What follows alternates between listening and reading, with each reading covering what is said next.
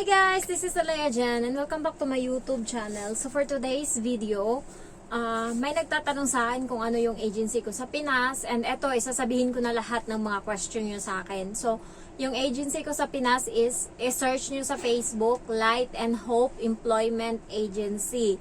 So, ano siya, nandyan siya sa harap ng US Embassy, yung office niya sa may likod ng Robinsons Ermita sa Manila.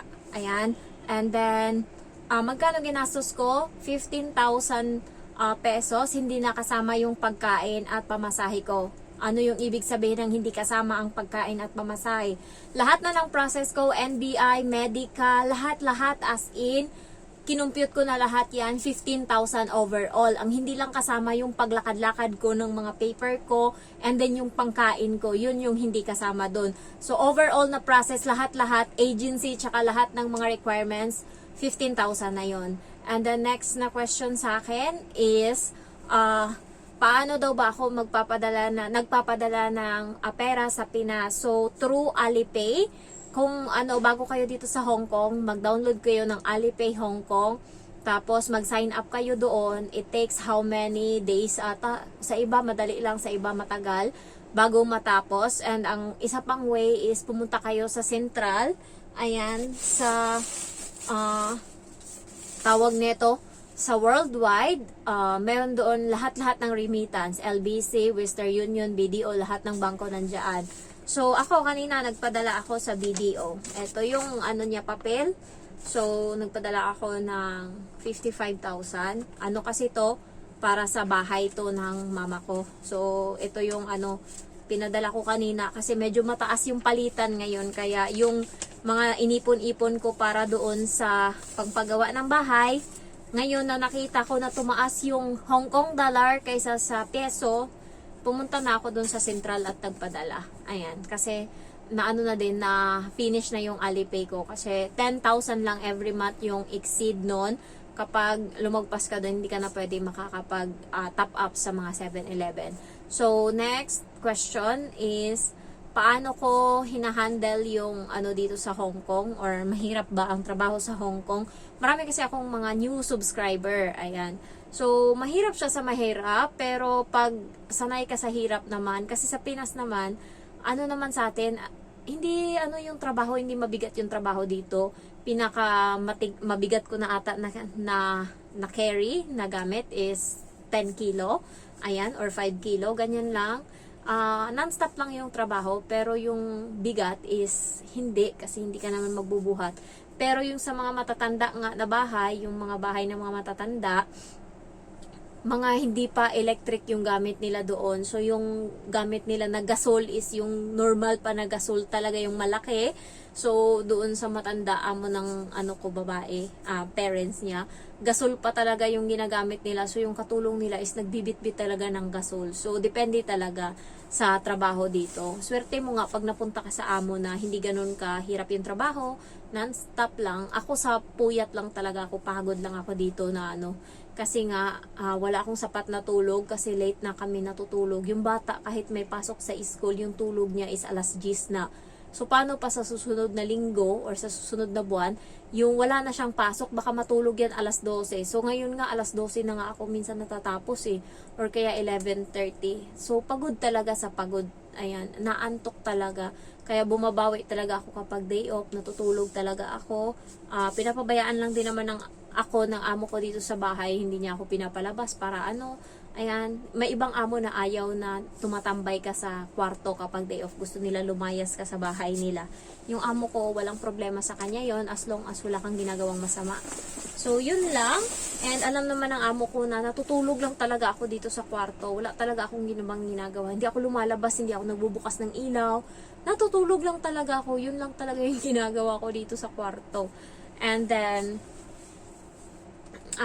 next question is, yung mga amo ba dito sa Hong Kong is mababait or anong ugali? So, yung ugali nila is depende kung paano mo, kasi yan, compatible. Yung amo ko bago ako dumating, 3 katulong, hindi lumagpas ng 3 buwan. Minsan 2 buwan lang yung iba, umaalis na. Hindi kaya yung amo ko. Maldita kasi siya guys, sa Maldita. Pero pag Maldita ka rin, hindi rin siya pumapatol. Pag alam niyang papatol ka, or pag alam niya na may alam ka, so na hindi ka rin nagpapaagrabyado, hindi rin siya, hindi rin uubra yung niya. So nung nakaraan, may inano ako sa kanya, may pinasuyo ako sa kanya, and then ang sabi niya, oo, pwede daw. Tapos biglang sabi niya, antayin mo yung decision ko ngayon or bukas. So, inantay ko siya hanggang bukas, hindi niya sinabi sa akin kung ano yung magiging desisyon niya. So, ngayon, nagdesisyon ako para sa sarili ko. Tapos, bigla niya akong kinausap na pwede bang hindi ganito yung mangyayari ang gusto kong mangyari, hindi ganun na yung niya, pero nung una, inuuan niya yun, hindi ako pumayag. Sabi ko, hindi pwede. Yun na yun na pagkasunduan natin, and hindi ko pwedeng anuhin yan. Sabi ko, ganun talaga sa kanya. So, wala siyang nagawa. Final na yung choice ko. And yung kamay ko nung time na yun, pag may gusto kasi akong bagay, tas hindi ko nakukuha, lalo pag yan, hindi ko talaga yan titigilan hanggat hindi ko nakukuha yung isang bagay. Ipipilit ko yan at ipipilit. So, yung amo ko, umuo na lang. Wala na siyang nagawa. Katulad nga nung kumuha ako ng ticket na nagsabi lang ako sa kanya na uuwi ako nung namatay yung ate ko. Sabi ko, uuwi ako. Hindi pa siya nagbigay ng desisyon niya. Basta sinabi ko lang, uuwi ako. And ang tagal-tagal magdesisyon, ayoko nang naiinip ako na pag nagsabi ako, dapat may desisyon ka na, hindi yung pag-iisipin mo pa ako. At mag-iisip-isip ka pa ng ilang araw pa. Yung ticket, nagmamahal kapag ganyan. Ginawa ko, kumuha ako ng ticket. Nagulat na lang siya, may ticket na ako. Kaya sabi ko sa kanya, wala na siyang magagawa. Nakasimangot, wala siyang choice. So, ayun kasi, parang din sa amo kapag lumalaban ka or basta alam mo lang na nasa tama yung paglaban mo. Hindi pwedeng puro ka, ganun, tapos wala, useless. Dapat, alam ng amo mo na kalkulado mo lahat ng step mo. So, ganyan ako, bago ko iniisip yung ibang kinukonsider ko talaga yan ng maigi bago ko isabihin sa kanya. So, wala siyang nagawa, napapayag ko siya or pumayag siya sa gusto kong mangyari. Kasi wala siyang choice, ipupush ko talaga yan, hindi pwedeng hindi. So, yun. Yung amo ko naman so far, mabait naman siya sa akin, pero sa mga katulong niya dati, hindi siya mabait, guys. Wala siyang puso, sabi nga nila.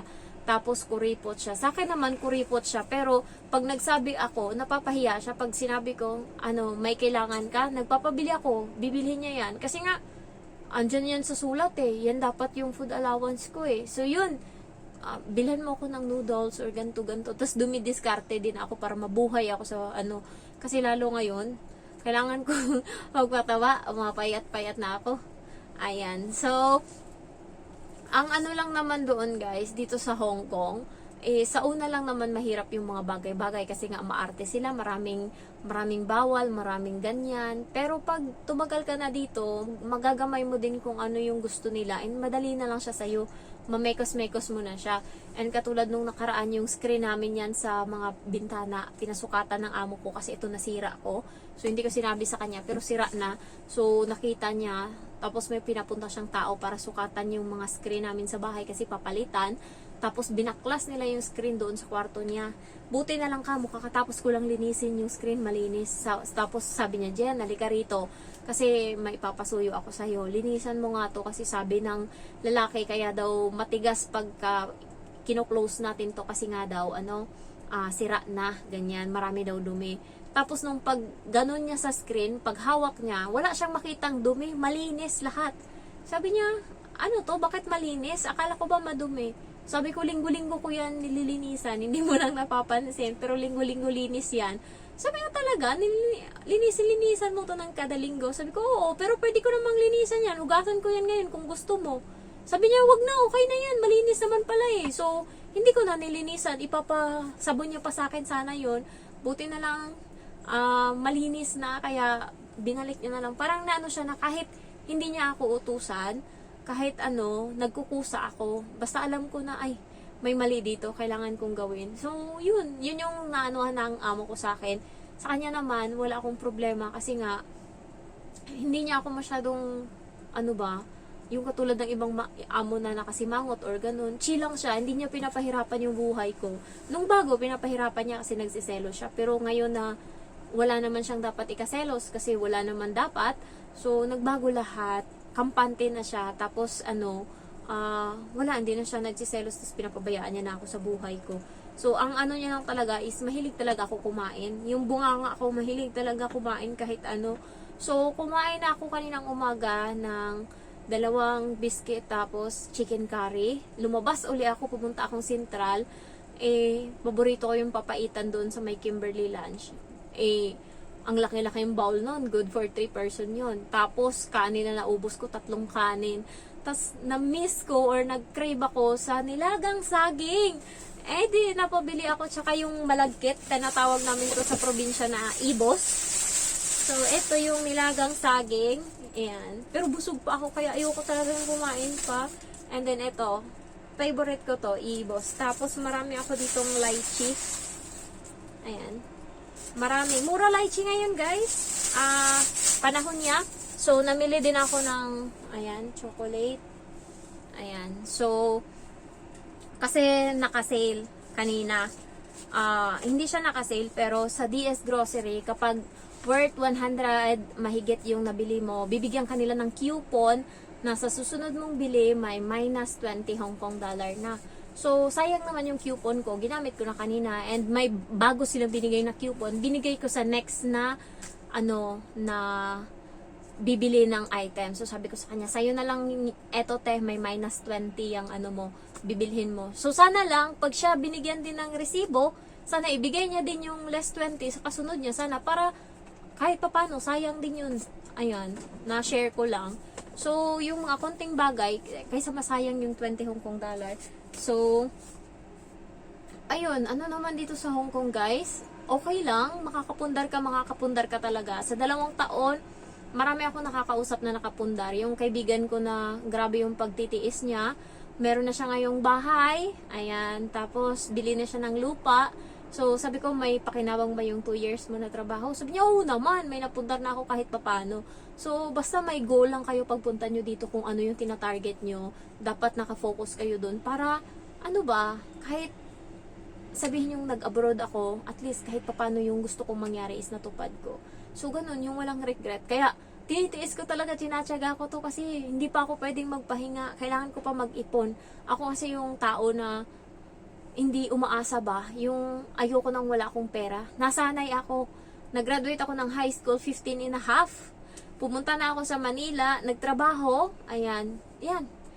17 ako, minor de edad, nandun ako sa Manila. So, pag kami nagtatanong, ilang taon ka na, 18 lang sinasabi ko. Pero yung totoo, 17 pa lang ako nun. And habang nagtatrabaho ako, kada day off, nag-aaral ako ng computer science. Kaya marunong ako mag-hack ng Facebook ng ibang tao kung gugustuhin ko.